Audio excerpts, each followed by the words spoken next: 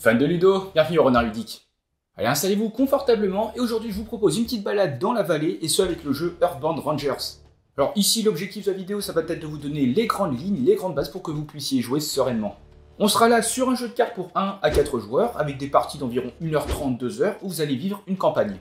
Chaque joueur va incarner un Rangers muni de son deck et vous allez partir explorer la vallée qui va se présenter sous un monde ouvert. En fonction de l'histoire, des missions en cours, chaque jour qui sont en fait vos sessions de jeu, vous allez emprunter diverses routes pour vous rendre dans de nouveaux lieux, dans des nouvelles villes, etc. Au début de la campagne, vous aurez un prologue, alors déjà pour vous familiariser avec le jeu, mais surtout pour créer votre deck Ranger.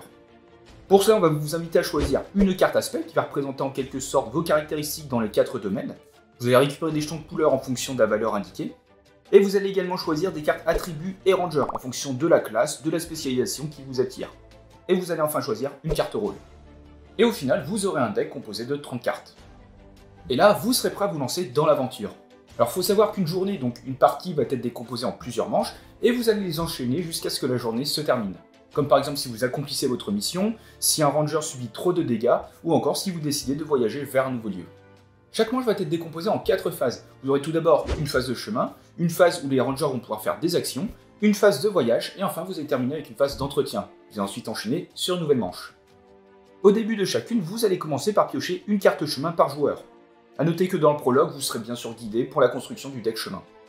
Sur certaines cartes, vous allez pouvoir retrouver une icône de livre, alors ça va vous inviter à lire l'entrée qui va correspondre dans le guide. Et ensuite, chaque carte va porter une petite flèche qui va indiquer dans quelle zone elle doit être placée, soit le long du chemin, soit à portée du ranger. Il faut savoir que dans ce jeu, il n'y a pas vraiment d'ordre de tour, donc vous allez pouvoir vous activer et jouer dans l'ordre que vous voulez. Par contre, vous ne pourrez pas effectuer 2 tours consécutifs, sauf si bien sûr vous jouez en solo, ou bien vous décidiez d'épuiser votre carte rôle.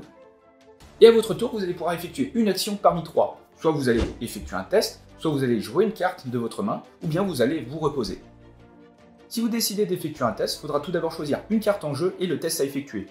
Alors ça peut être soit l'un des 4 tests communs, ou bien un test spécifique à une carte. Ensuite, chaque carte restaurée, c'est-à-dire les cartes qui sont non inclinées, et qui vont se trouver entre vous et la carte avec laquelle vous voulez interagir, va vous infliger autant de fatigue que la valeur de présence de la carte. Pour cela, vous allez retirer du sommet de votre deck autant de cartes que la quantité de fatigue, et vous allez placer le tout dans une des fausses fatigues. Vous devrez ensuite engager à minima un jeton d'énergie de l'aspect indiqué. Chaque jeton va vous rapporter un point d'effort. Vous pouvez bien sûr en utiliser plus. Et vous pourrez également défausser des cartes de votre main avec une icône similaire au test. Bien sûr, ça va augmenter le résultat final. Une fois que vous êtes bon, vous allez piocher une carte modificateur pour potentiellement modifier le résultat final. Et si le résultat est supérieur ou égal à la valeur demandée, c'est une réussite. Il faut savoir que si aucune valeur n'est présente sur la carte, enfin sur le test, la difficulté sera de 1 par défaut. Et dans ce cas, donc, lors d'une réussite, il suffit tout simplement de suivre les instructions. Et inversement, si le résultat est inférieur à la valeur demandée, c'est un échec. Et parfois, sous la carte modificateur, vous allez retrouver un symbole. Dans ce cas, après avoir résolu l'effet de votre test, vous allez devoir activer chacune des cartes actives où le symbole est présent. Donc dans les cartes météo, les cartes lieux, les cartes terrain, etc. Et ce petit symbole signifie que vous allez remélanger le paquet modificateur.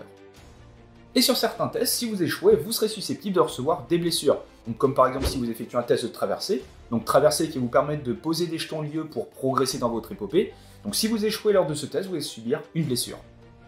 Et si c'est le cas, vous allez placer un jeton préjudice sur votre carte rôle et vous allez défausser toutes les cartes de votre pile fatigue, donc les mettre dans votre défausse.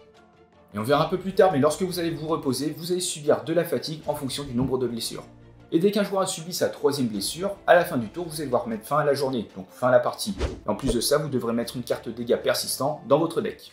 Et sur certaines cartes, vous allez pouvoir placer 2 types de jetons. Vous avez tout d'abord la progression, qui va représenter le temps passé sur une carte. Progression que vous pourrez par exemple placer sur un lieu grâce à des actions de traversée. Et vous avez les préjudices, qui représentent plutôt les dégâts physiques. Ces jetons seront en général placés grâce à des effets de carte. Dès qu'il y a autant ou plus de jetons que le seuil indiqué sur la carte, alors attention à l'exception des cartes lieux, cette dernière est satisfaite, et vous allez résoudre les effets de la carte avant de la défausser. Pour les cartes lieux, on voit ça juste après. Et au lieu d'effectuer un test, vous pourrez très bien jouer une carte de votre main. Alors pour cela, vous allez devoir dépenser autant de jetons que la valeur indiquée en haut à gauche de la carte, et bien sûr de la même couleur. Et vous avez plusieurs types de cartes. Alors vous avez les cartes instantanées où vous allez appliquer un effet avant de la défausser. Vous avez des cartes soutien qui vont s'associer à d'autres cartes pour les booster. Des accessoires qui vous accorderont des effets permanents ou lorsque vous allez les activer. Ou encore vous avez les particularités et êtres vivants que vous allez placer à portée et que vous allez traiter comme une carte chemin. Et dernière action possible, c'est le repos. Alors pour ça, vous allez mettre fin à votre tour et vous allez subir autant de fatigue que le nombre de blessures que vous avez. Et dès que tous les joueurs se sont reposés, vous allez passer à la troisième phase, donc qui est la phase de voyage. Lors de cette phase, si le seuil de progression de la carte lieu est atteint, vous allez pouvoir choisir de voyager. Vous pourrez ainsi vous déplacer dans la vallée, visiter de nouveaux lieux, rencontrer de nouvelles personnes, etc. Si vous décidez de voyager, vous allez commencer par défausser et retrier toutes les cartes sur le terrain, excepté les cartes dans les zones de jeu des joueurs. Vous devrez ensuite choisir un nouveau lieu sur la map, bien sûr qui va être relié par un chemin, et vous aurez la possibilité de camper pour terminer votre journée. Si vous décidez de le faire, vous allez pouvoir réorganiser votre deck, donc modifier, changer des cartes avec d'autres que vous aurez pu gagner. Et vous allez devoir préparer le nouveau deck chemin en prenant le set terrain associé à votre nouvelle destination. Et si vous avez un lieu majeur représenté par une étoile, vous allez devoir également prendre ce set de cartes.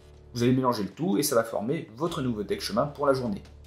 Et enfin, vous allez devoir lire dans le guide de campagne l'entrée qui va être mentionnée sur la nouvelle carte lieu. Il y aura en plus potentiellement divers effets. Et enfin, dernière phase avec la phase d'entretien. Vous aurez quelques étapes à suivre. Alors tout d'abord, vous allez piocher une carte de votre deck et vous allez remettre tous les champs sur votre carte aspect. Enfin, vous allez redresser, donc réactiver toutes les cartes épuisées dans toutes les zones, et là vous êtes prêt à démarrer une nouvelle manche.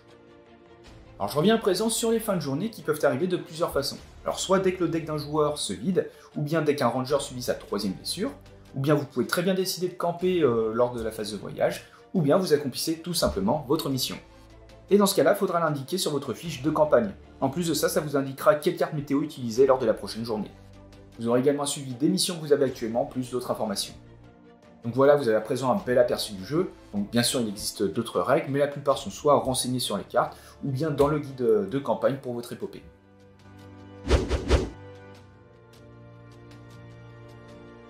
Et voilà, c'est la fin de cette vidéo. Donc désormais, vous n'avez plus qu'à explorer la vallée. Alors si le jeu vous a plu et que vous souhaitez soutenir la chaîne, n'hésitez pas à utiliser le lien qui est en description. Et comme d'habitude, vous pouvez très bien laisser un petit pouce bleu, commenter et vous abonner, ça nous fait toujours plaisir. Et sur ce, on se retrouve dans une prochaine vidéo. Ciao!